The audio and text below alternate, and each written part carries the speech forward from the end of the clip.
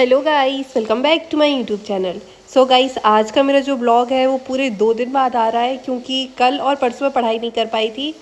और वो इस कारण नहीं कर पाई थी क्योंकि मैंने सोचा था कि मुझे ऐसा लगा मेरी खांसी ठीक हो गई है, तो मैंने कुछ ठंडी चीज़ें खा ली थी जिस कारण मुझे ना बहुत ज़्यादा खांसी चलने लगी थी। और जो कफ़ मेरा ठीक हो गया था, मुझे ऐसा लग रहा था मेरा कफ़ भी ठीक हो गया है, वो वापस से बढ़ गया था और मुझे बहुत ज़्यादा परेशानी होने लगी थी, इतनी ज़्यादा खांसी आ रही थी। तो मैं पढ़ाई नहीं कर पाई और थोड़ा बहुत मैंने पढ़ा भी था, टेस्ट लगाए थे, क्विज़ेस लगाए थे, तो उनको ना ही मैंने रिकॉर्ड किया और ना ही ब्लॉग बनाया। और इतनी ज़्यादा खांसी आ रही थी, कफ आ रहा था, तो मैं वॉइस रिकॉर्ड तो कर ही नहीं पा रही थी। मुझे पता नहीं क्या हो रहा है ये।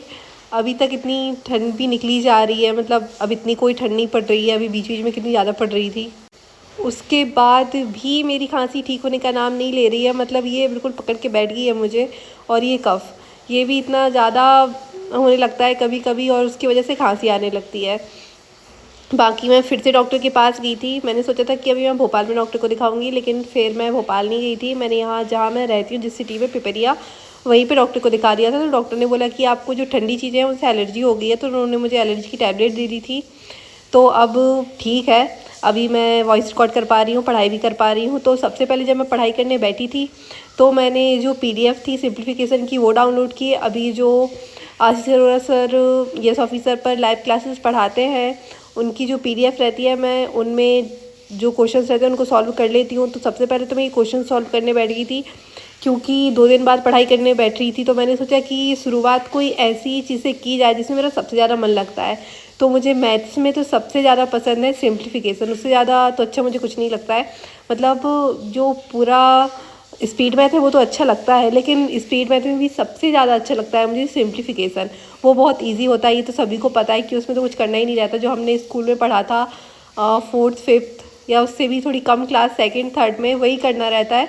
प्लस माइनस के साइन जो रहते हैं उन्हीं का ध्यान रखना होता है, बाकी तो बोर्ड मास जो रूल है उसका ध्यान रख के सही से सॉल्व हो जाते हैं।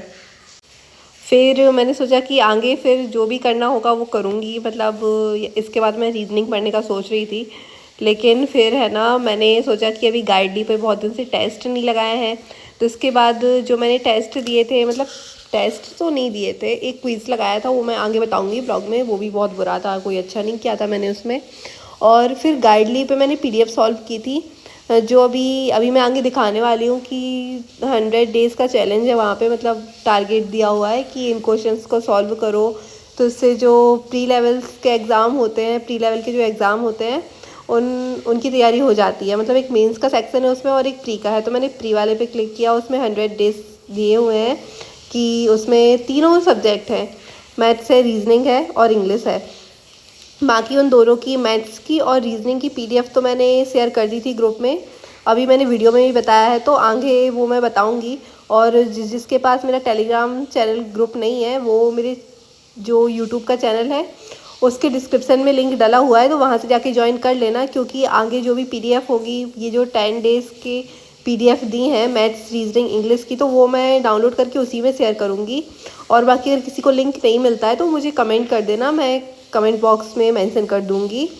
और बाकी इजी था, उसमें जो क्वेश्चंस थे वो इजी थे। लेकिन सबसे पहले तो मैं ये पीडीएफ ही सॉल्व कर रही थी। उसके बाद फिर मैंने थोड़ा रीजनिंग पढ़ा, थोड़ा मैथ्स पढ़ा, और इंग्लिश मैंने सबसे लास्ट में पढ़ा था कल, क्योंकि अभी इंग्लिश मैंने बहुत दिन से नहीं पढ़ा था। मतलब जो आरआरबी का एग्ज़ाम था उसके लिए मैंने छोड़ दी थी इंग्लिश। तो अभी वापस से मैंने इंग्लिश पढ़ना शुरू किया है ना, तो थोड़ी बोरिंग सी लगती है मुझे इंग्लिश, मतलब मन ही नहीं करता है। मन करता है कि मैथ्स और रीजनिंग बढ़िया सॉल्व करो, बाकी इंग्लिश नहीं पढ़नी है। क्योंकि अभी जो आरआरबी का एग्ज़ाम था उसमें मैथ्स और इंग्लिश ही आती है, तो उनकी अच्छी खासी प्रैक्टिस कर करके उनको पढ़ने में मज़ा आने लगा है। लेकिन इंग्लिश अभी बुरी लगने लगी है मेरे को थोड़ी सी, बट ऐसा नहीं करते हैं। और अभी एलआईसी की भी नोटिफिकेशन आने वाली है, मुझे ऐसा लग रहा है कि 5-6 दिन में आ जाएगी। और उसका एग्ज़ाम हो सकता है मार्च अप्रैल में हो सकता है, मैं कुछ कंफर्म नहीं बोल रही हूँ, ऐसा मुझे लग रहा है, वरना फिर बाकी सब लोग कमेंट करने लगते हैं आप कैसे बोल रहे हो, तो ऐसे मुझे कंफर्म नहीं पता है। और ये रहा वो प्रीलियम्स का स्कोर बढ़ाने का जो चैलेंज था, मतलब 100 दिन का। इसमें मतलब डे 1 के लिए मैथ्स दी है, रीजनिंग दी है, इंग्लिश दी है।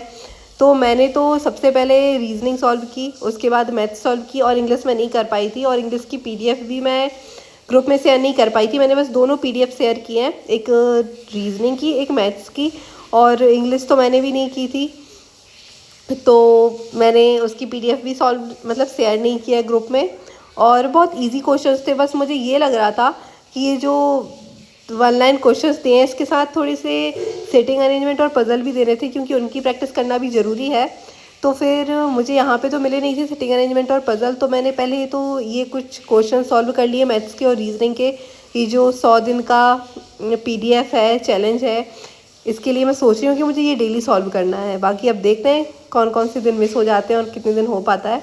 बाकी टारगेट तो है कि डेली करना है।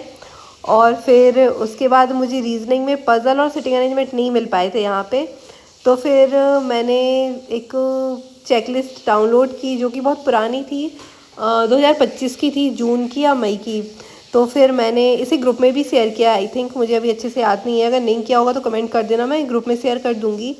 बाकी इसको फिर सॉल्व किया और इसमें तो पज़ल भी थे, सिटिंग अरेंजमेंट भी थी, तो मैंने इसमें से कर लिए, क्योंकि सिटिंग अरेंजमेंट और पज़ल तो मुझे वो पहले वाले जो 100 दिन का था उसमें मिल नहीं पाए थे, तो कहीं से तो करना था और उनकी प्रैक्टिस करना भी ज़रूरी है, सिटिंग अरेंजमेंट की और पज़ल की। तो फिर मैंने यहाँ से इन्हें सॉल्व कर लिए थे। सॉल्व करने के बाद मैंने चेक किया कि जो सॉल्यूशन इसमें दिया है वो और मेरा सॉल्यूशन सेम है या नहीं। बाकी जो पज़ल बनाने का तरीका है वो थोड़ा सेम था, मतलब सेम नहीं था, डिफरेंट था। मैंने थोड़े अलग तरीके से पज़ल बनाया था और इसमें सॉल्यूशन में जो पज़ल दिया है वो थोड़े अलग तरीके से है, मतलब जैसे मैंने क्लास से पढ़ा है सौरभ सिंह सर से, तो मैंने उस तरीके से बनाया था। बाकी सबका अपना अपना तरीका होता है, मुझे तो मैंने जो सीखा है सौरभ सिंह सर से तो मुझे वही सही लगता है। और फिर उसके बाद मैंने एक क्विज़ लगाया था जो कि था रीजनिंग का और RBI असिस्टेंस का था। मैंने ना इसके शुरू के 3 क्वेश्चंस थे, उनमें कोडिंग थी, मैंने सॉल्व कर ली थी, लेकिन बाद में डायरेक्ट और डिस्टेंस आ गया, तो मुझे ना वो इतना अच्छा नहीं लगता है डायरेक्ट डिस्टेंस टॉपिक, तो मैंने उसको स्किप कर दिया, उसके क्वेश्चन सॉल्व नहीं किए। ये वैसे गलत बात है, जो अच्छा नहीं लगता उसको स्किप करना, लेकिन फिर भी मैंने स्किप कर दिया उसे। और फिर उसके बाद मैं एडिटोरियल की क्लास देखने लगी थी। एडिटोरियल की क्लास तो मैं रिकॉर्डेड ही देखती हूँ, आजकल तो ऐसे ही होता है कि पूरी पढ़ाई ख़त्म करने के बाद ही मैं एडिटोरियल की क्लास और परफेक्शन की क्लास देखती हूँ। बाकी जब मैंने पढ़ाई स्टार्ट की थी तब तो मैं ऐसा करती थी कि पहले एडिटोरियल की क्लास देखती थी, उसके बाद परफेक्शन की क्लास देखती थी, और फिर दोपहर में मैथ्स पढ़ती थी और शाम को रीजनिंग। लेकिन अभी पूरा उल्टा हो रहा है, सबसे पहले मैं मैथ्स पढ़ने लगती हूँ, कभी रीजनिंग पढ़ने लगती हूँ, और फिर उसके बाद सबसे लास्ट में कहीं जाके मैं इंग्लिश पढ़ती हूँ। इंग्लिश में परफेक्शन की क्लास सबसे लास्ट में, या फिर एडिटोरियल की क्लास सबसे लास्ट में, ऐसा ही हो रहा है आजकल तो। बाकी सीक्वेंस से कोई फ़र्क नहीं पड़ता है कि कब कौन सी सब्जेक्ट पढ़ रहे हैं हम, बस पढ़ लेना चाहिए। सो गाइस, हम अपने ब्लॉग को यहीं ख़त्म करती हूँ, और मेरे चैनल को सब्सक्राइब करना, वीडियो को लाइक करना, और PDF के लिए टेलीग्राम चैनल ज्वाइन कर लेना। सो बाय गाइस।